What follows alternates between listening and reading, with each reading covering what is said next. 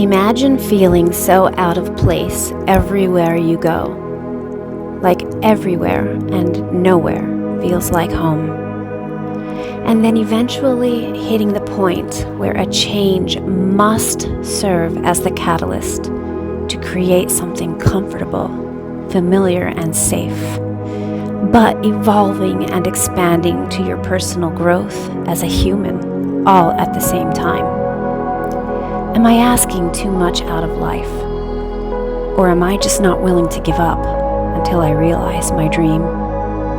I am an American transplant, living and putting down roots with my family in Sardinia, Italy, an island born of indescribable, majestic spirit and energy. An island where the people are proud and hospitable. An island very wild, simply seeping with nature and life, and a fondness for old times and spaces, and a pace so slow that you have no choice but to step back and soak it all in. Become part of it. I am what you call a lost soul, being called by the land to just sit, create, and stay a while.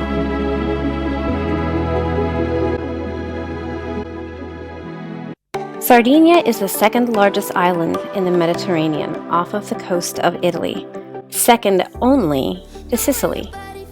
Sardinia is considered a continent to the locals in and of itself because of the landscape and its diverse and beautiful terrain. We have beautiful rolling hills of farmland, mountains, villages nestled deep below, and miles of some of the most pristine coastal beaches. In fact, Sardinia is so stunning that much of the world's millionaires frequent the island and its waters every year aboard their mega yachts. Even Italians from the mainland love to come to Sardinia as their summertime playground. Personally, I had never heard of Sardinia before meeting my husband.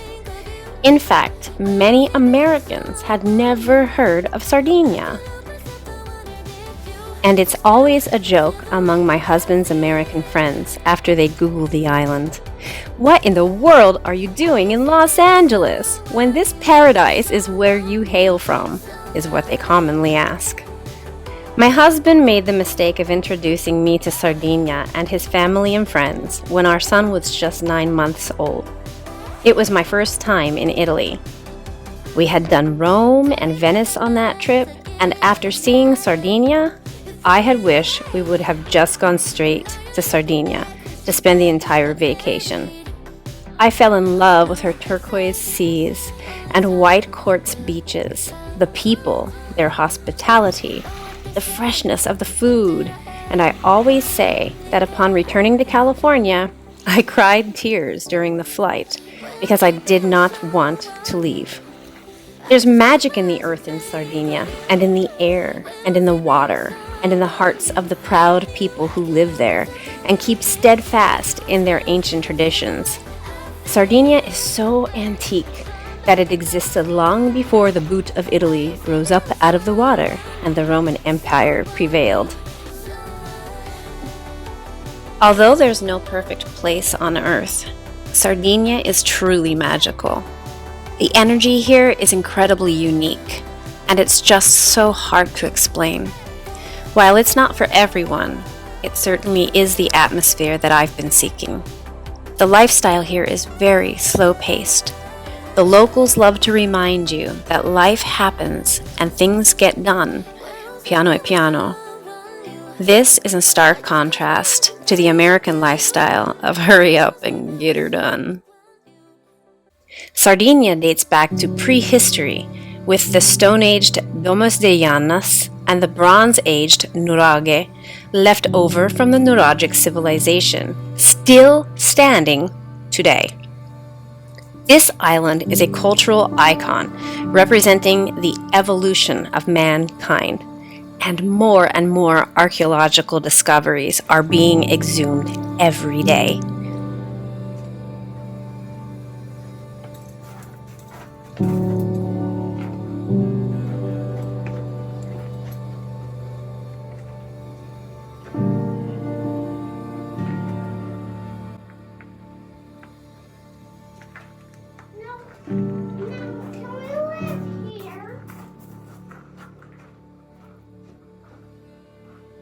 Wouldn't it be great? After 20 years in the city, I decided it was best to go back to my roots in a land of wide open spaces. But it would be more different than you could imagine. I had a family now, a truly dedicated husband and a small child staring straight into the future. We decided to leave America to offer our child the opportunity of a European education and the promise of a slower, simpler way of life in a place where children are adored and family values still flourish. I didn't want the fear hanging over our heads about violent streets, and knowing that as young as the age of a kindergartner, my son would find himself in classes that prepare children to learn to play dead in the event of a school shooting. I had just had enough. Between the great American political divide, the growing animosity among Western society, and the heartbreak of losing family over getting lost in it all. So we left for the homeland of my husband, Sardinia, Italy. Moving to Italy is not an easy transition for an American. We come from a culture of immediate gratification, too many options, large homes, beautiful, expensive cars, and competitive companies always willing to outprice and outpace the next guy. We, in essence, as Americans, have been conditioned as spoiled. But we are not immune to the side effects that come from all of these conveniences. We are also a society that suffers from jealousy over what our neighbors and friends have. We are poisoned by the overly processed and poorly regulated food industry. We are slaves to the race of making and spending the almighty dollar, our imprisonment to big pharma, and a very tragic healthcare system.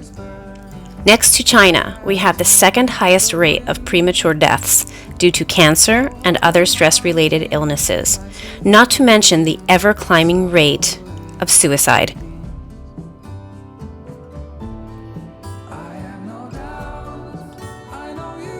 These years in the beach house have been challenging.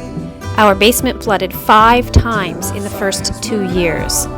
Things would start breaking or falling randomly, literally coming crashing down on top of my head. I would buy things like bed linens, clothing, decorations, and curtains. They would mold or get holes in them. Eventually, I stopped hanging my own art on the walls. No family photos, no paintings, no ceramics. The house clearly hated me, and it no longer felt like home, but more of a stashing ground for our accumulated stuff. I mean, literally, our first floor space consisted of the kitchen, dining room, and living room combined. Could you imagine the place where you first walk in is the most cluttered place that you all generally hang out? Over the last few years, I've accomplished a lifelong dream of mine, to be able to successfully grow vegetables. I'm the master of killing plants, so this progress was such a major celebration for me. The only problem I encountered was that everything needed to be grown in pots, which is really hard to achieve. At the beach house, we had 2 patios and no dirt. I successfully cultivated tomatoes, cherry tomatoes, jalapeno peppers, Italian pepperoncini, chamomile, mint, basil, strawberries, raspberries, and sprouted 7 avocado trees from the pits of eaten avocados. But now I'm aching to get my hands in a real patch of dirt and build raised garden beds to really make a go of cultivating my own fruits and veggies. So, I am getting bored to tears waiting to move into this new place. So I'm going to plant some seeds because we are approaching mid-September now, and I want to start seeding for the fall and autumn and winter garden in hopes of planting it into raised garden beds when we get into the new place. So what I'm going to do is start seeding them now in little cups, little containers, because we move in a week and a half. And I'm hoping that by then they'll still be very small and easy to transport. But I just can't sit on my butt and wait anymore. I'm really excited for this. We are in zone 10A/B because we're kind of on the cusp. And so in that case, I'm going to plant some leafy greens, some hot peppers. I don't have any carrots or beets. I don't have any seeds like that right now, but I might end up getting those in a few days. And here we go.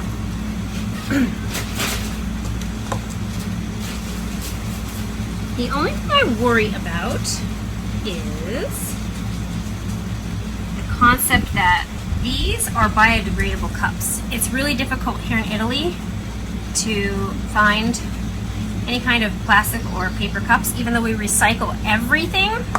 Everything. I mean, we have 5 trash nights a week because we recycle everything.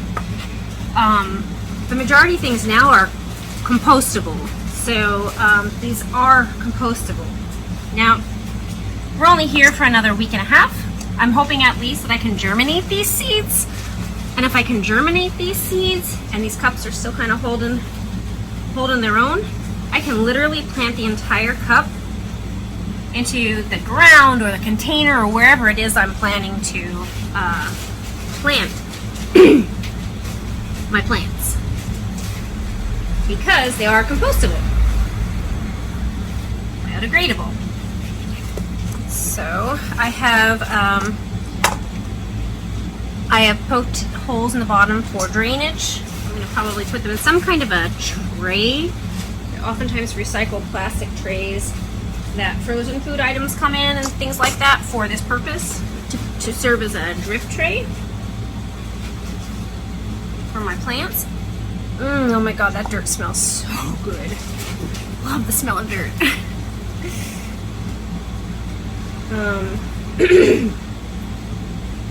And that is my hope for the near future with these guys. Okay, take these off now. I think I should be okay. So here I have cayenne pepper. I really miss Mexican food. It's not something that you find here in Sardinia. This soil, unfortunately, is quite dry. I'm going to put 2 seeds of each in each cup because these cups are pretty deep and I really want to make sure that I have germination. Sometimes seeds aren't great. I really should be marking them. Okay, so this one is our cayenne.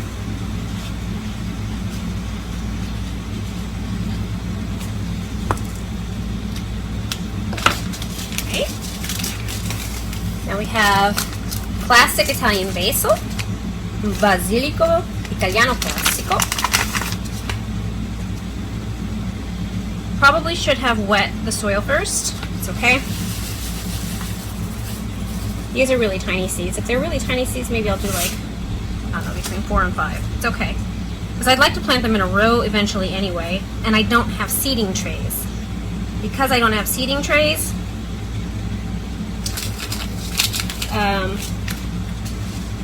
it's kind of a bummer, you know, that I can't better space them out and plant as many as I want and control that better. Basil, classic basil we'll put. I didn't really know that there are other types, but classic basil. Okay, this one is arugula. I love arugula. Arugula goes on everything here in Italy. They put it on top of your pizza, and it's amazing. Top of pizza. They make arugula salads.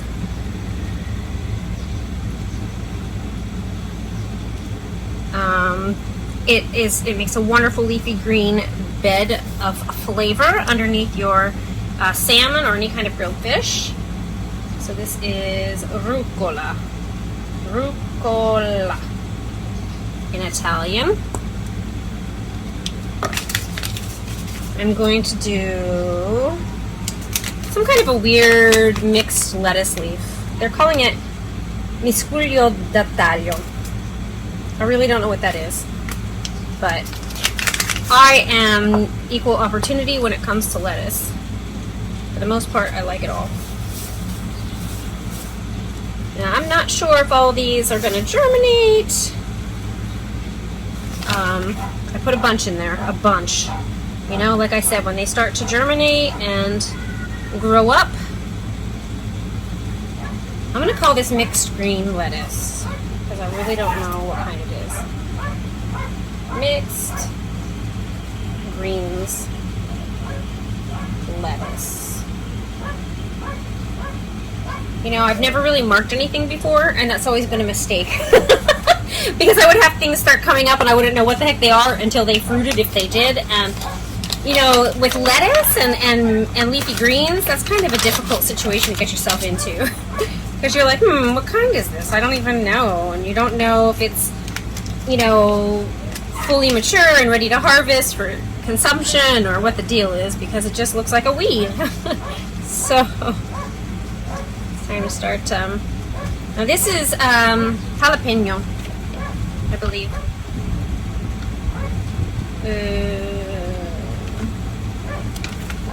Yes, jalapeno, which, like I said, cayenne, jalapeno, those are my favorite kind of peppers.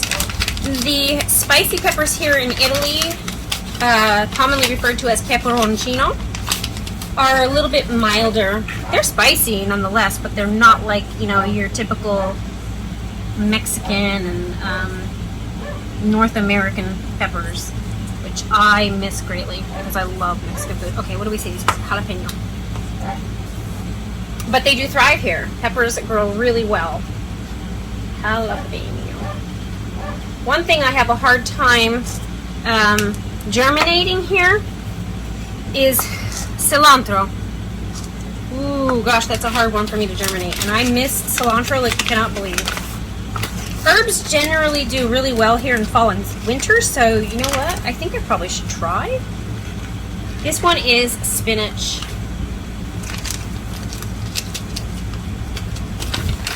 But it's not the kind of spinach leaf that you commonly buy in the States. This is kind of a really roughly leaf, but nonetheless, it is a variety of spinach.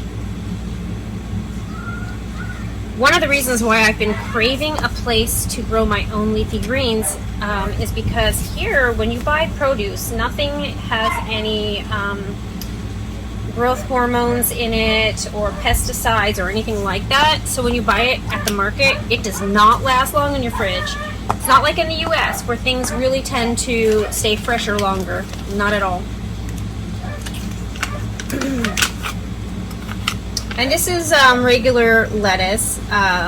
It kind of resembles, what do you call it? Romaine? But I don't think that it is romaine. But it's similar. It's probably in the same family. Romaine is one of my favorites. Arugula is one of my favorites. One of the common problems that I have in learning Italian is that I oftentimes forget my English. And I have one left over because that one is going to be bell peppers. Last year I saved some bell pepper seeds from some beautiful and delicious bell peppers that I made an awesome chili with. And I'm going to see if they'll germinate for me. I saved them and dried them and they still, and they still look very good. There is hair in here. Wow, there's a lot of hair inside of this. Looks like human hair. Whoa, this looks like human hair. It's okay. All the more protein. Alright, what did we say this was? This is kind of like a romaine.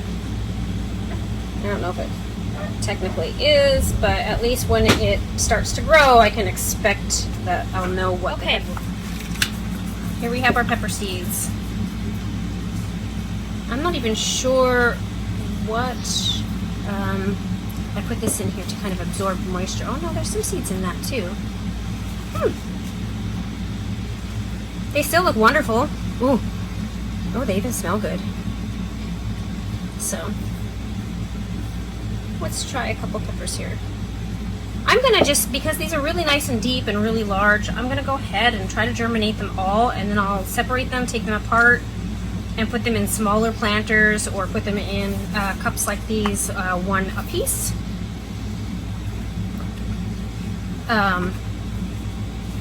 and see if I can't get several plants out of each one so I can plant them in a little bit of a row. Unfortunately, this is all I've got though. This is like, oh wait, where did I put that? Right here, bell pepper. This is all I've got to go on here at this beach house because there isn't a lot of space. Bell pepper. Okay, now I'll give them some water after I find a nice tray to put them all in so that they drain well.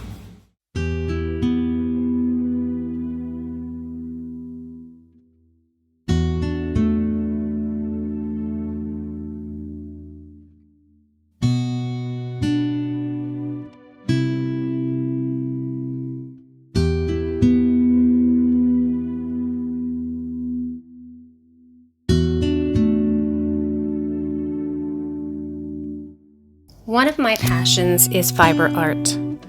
I've been crocheting since I was 10 years old.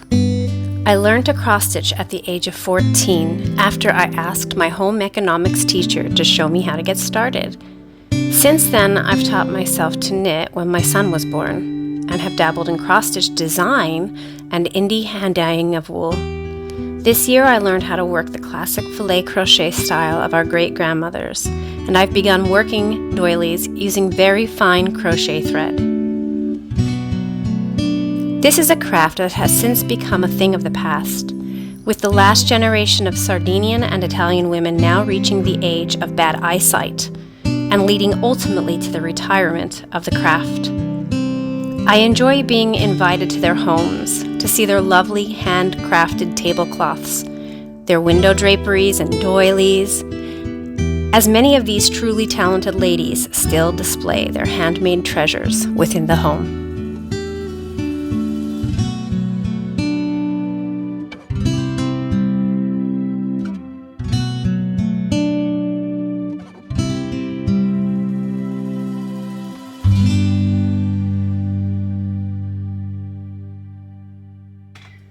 So, let me explain some things that are going on with our family currently. We have a lot of change happening at this moment. It's incredible. First of all, it is the end of September and the kids finally started school. So that gives me a much needed break in the mornings, a few hours to myself. Although, if anyone out there is a mom, you know that we generally fill that time slot with running errands that we otherwise couldn't do when the family is under our feet in the house.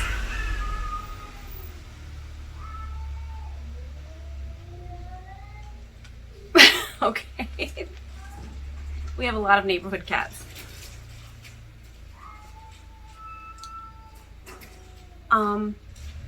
Okay, let's go back. The noise here in this beach town is really getting to me. Aside from what has been happening inside of our house for the last almost 5 years, just everything breaking and falling apart, and oh gosh, I can't list it all. I would be here all day to explain that to you. There's so much noise in the summertime. We live on a corner, and it just seems to be a busy corner. You wouldn't think so. This is a quaint little beach town, but it just seems to be Grand Central Station in the summertime. We have a lot of what they call kioski, beach kiosks here, that sell food and beverages and things like that. But typically, really, all they are are bars. But then some of them undergo new ownership every year, and they try to build up discotheques. And there was even one morning I woke up at 6 in the morning to this boom, boom, boom, and I love techno music, love it. Love the club scene, although I'm too old for it now, and I'm starting to try to decompress, I guess, my anxiety, so I stay out of those environments. I'm too old for them anyway. But 6 o'clock in the morning, the party was still going. They did not stop until 6:30. The sun was already up. The dogs were already barking. The cats were growling, and the church bells were about to go off. So I couldn't believe it. Just another one of those reasons why I'm ready to move to the country. I'm so ready to move to the country. Now, we have been trying to move to the country for years. God, I can't talk. There's so many distractions. I suffer from ADD. And I don't want to say suffer.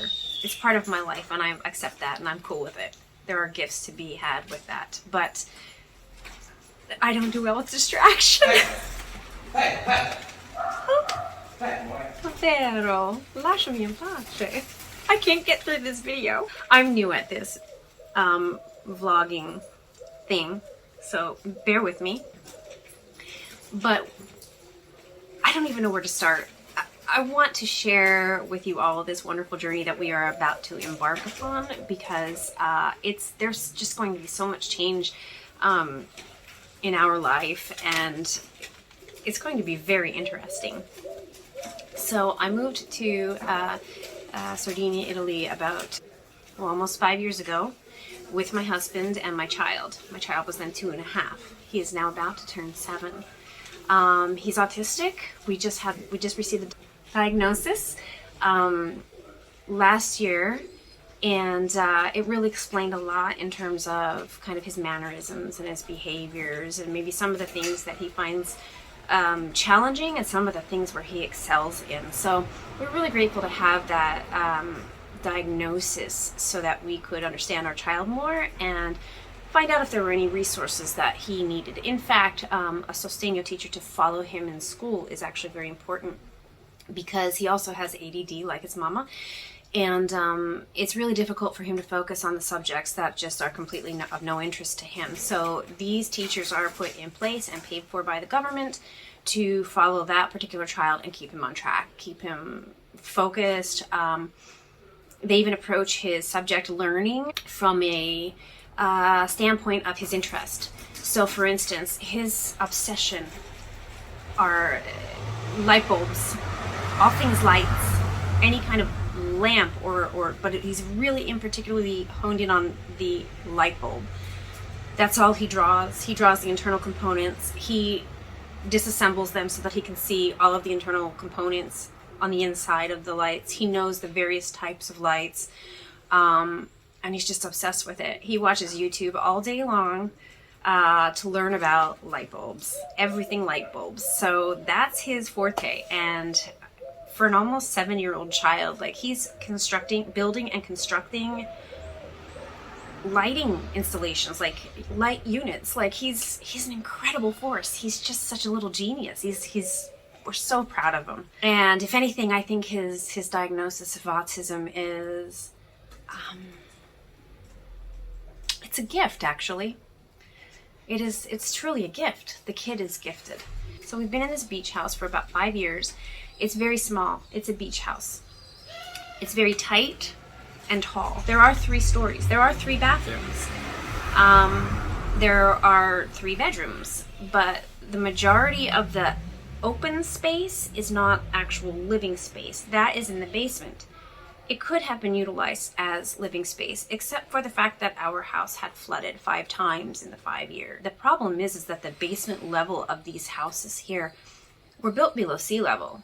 We are at our first floor here. We are at sea level. We are 1 block from the beach. So when it rains, the entire area floods a lot.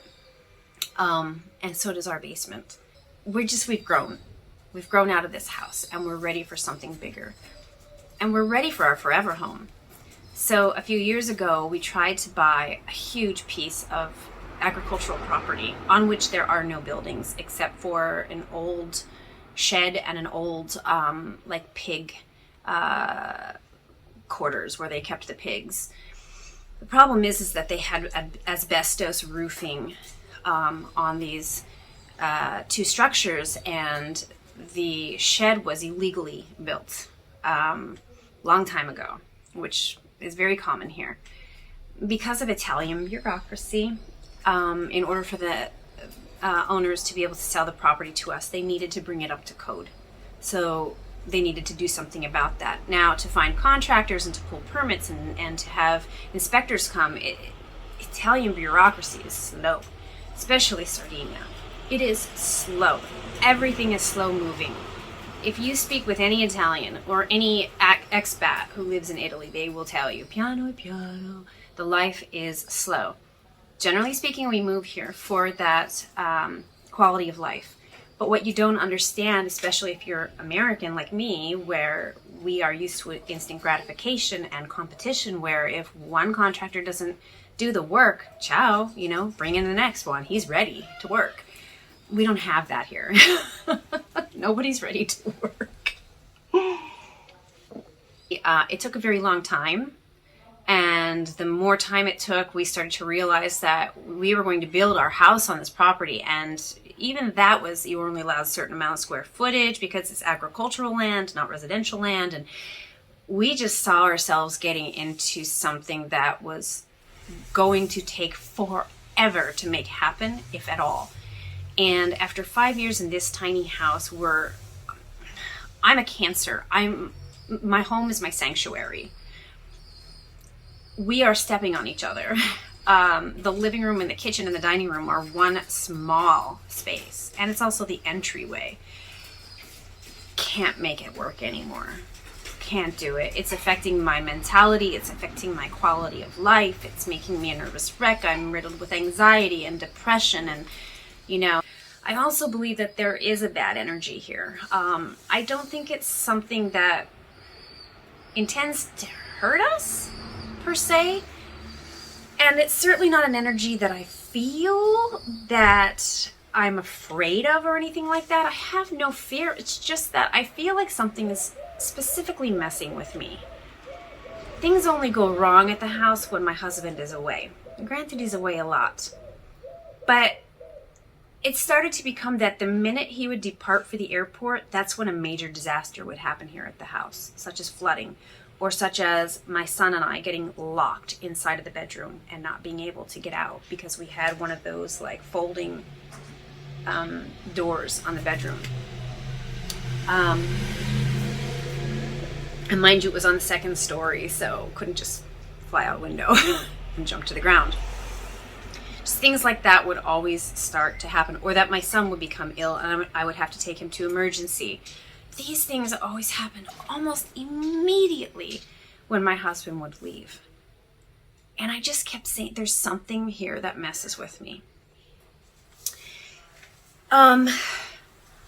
So we found a place. We found an old villa that was completely gutted and restructured by a really nice French couple. They spared no cost with the changes and improvements that they made to the place. Everything is just exquisite material. We've had second and third and fourth opinions on the place. But it's extremely expensive for this area and particularly for Sardinia. The bureaucratical problem we're having with this place is that my husband holds residency and all of his jobs, all of his income comes from the US. I stay home with the kid, but I hold residency here. What we need is somebody who holds residency here and has a job to apply for a mortgage. Otherwise, every bank doesn't even want to look at our tax statements, doesn't even want to look at the amount of income we have. They don't even want to talk to us because my husband specifically makes his money outside of Italy. So we are having a really hard time getting a mortgage. And that's all I want to say about the villa for right now, because we're not giving up on that, and we do have some other perhaps some options available to us that we are exploring still. So that's on hold for now, but definitely not on the back burner. It's our end goal always. But I need to get out of this house or I'm just going to rot here. I need earth. I need to plant my vegetable garden. All of my plants I've got avocado trees and orange trees in pots. I can't grow the vegetables and the fruits that I want. We've been looking for so long for a place to rent. One of the problems is that in this area it's very highly touristic, and unfortunately it is more financially beneficial for the owners of houses here to utilize them as vacation homes in the summer and rent them out on Airbnb. They make more money that way than they would to long-term renters who actually live here. So many of these houses stay vacant all winter long. And people who are looking for a house to rent cannot find one. Recently, my child stayed at a friend's house who lives in the country. It's kind of a backwooded, foresty road. It's just so beautiful. And I was like, I love it back here. The fragrances, the smells of the trees and the brush and the grass, and it's just wonderful, wonderful. Just, oh, it pulls my heart. It pulls me. Like I'm being pulled to that life, and I just can't wait. I'm 44 now. I can't wait for that. And I want to give my son the space to stretch out and grow. The way that my brothers and I grew up, kind of living in the rural areas. They have chickens and goats, and I love this area so much. I wish we could find a house here. And they said, well, our neighbor has a vacant house that he's looking to rent, and he hadn't yet listed it, but I loved the place. It is a 2-story house. It's not necessarily larger than the house that we have, but it's organized spaciously. I have been on pins and needles waiting to get into this place. What's really wonderful is that it didn't look so bad to begin with, but there is a contractor there right now, and he's painting the entire place, and he's almost done. So I'm really excited because tomorrow I get to go see this place. My husband's step uncle is going to be bringing us some furniture that is coming to us free. We've been in furniture mode for 2 weeks, and we've been scoping everything out and laying on mattresses, budgeting and looking at how much it's going to cost and what's my style, and that's changed a couple times in the last couple of weeks. However, just out of the blue, his uncle posts on Facebook all this stuff, hey, free to whomever wants it, and I'm like, what? It's an entire child's bedroom set, everything matching, white, a little bit old and unique, kind of fitting for my kid, completely free. I get excited when I think about this stuff because the time has finally come. So this is what's happening this week. We're getting a lot of the furniture in, the furniture that we've purchased, the furniture that is coming to us. My gosh, this couldn't have come at a better time. It was clearly the universe, I'm telling you. So many things have aligned in this process of getting into this beautiful farmhouse in the country that it's meant to be. There's no question in my mind.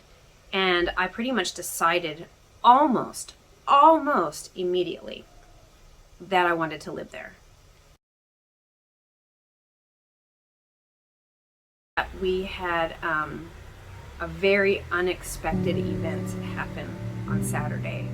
I'm struggling with this one because of the way it happened. So we lost our last dog on Saturday. He passed away.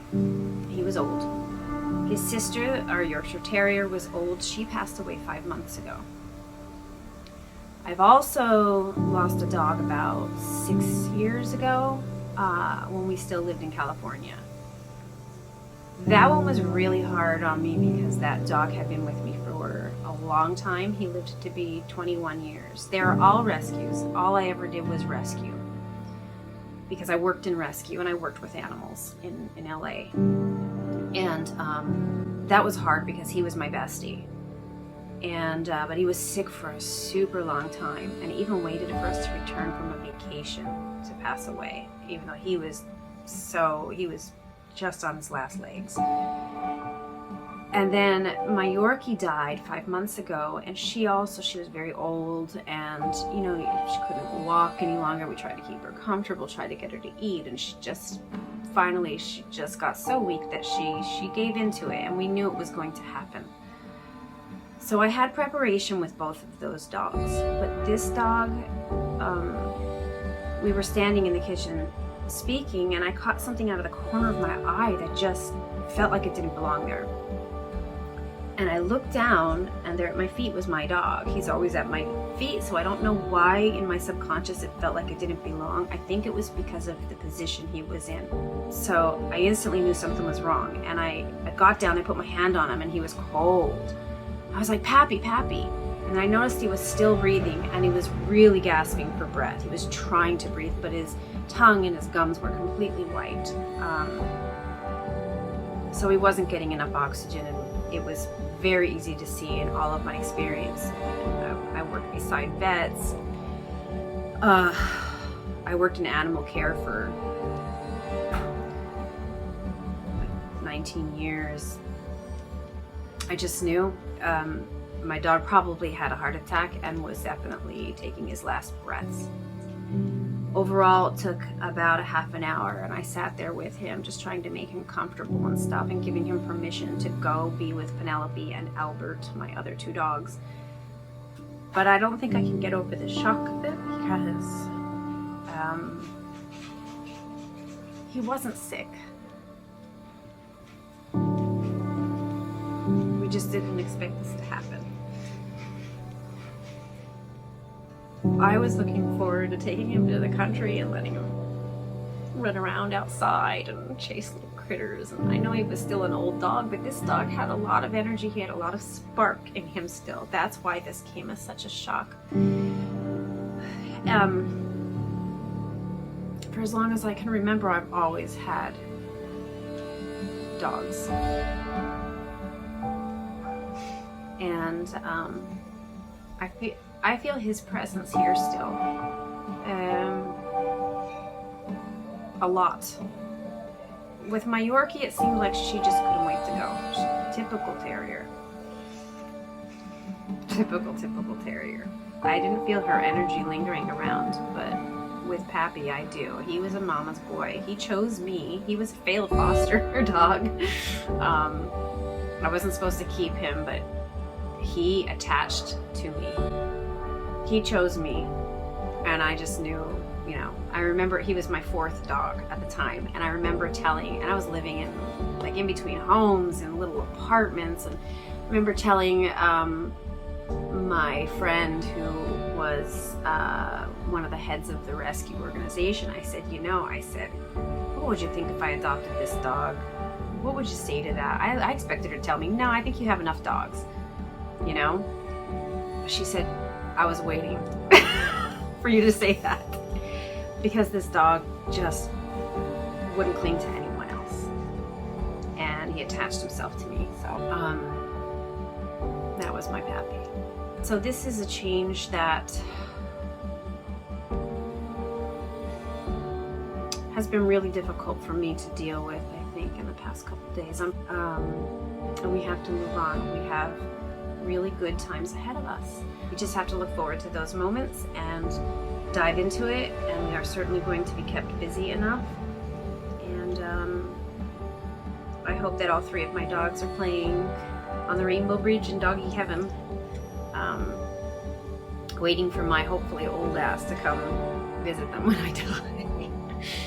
That's all I can hope for.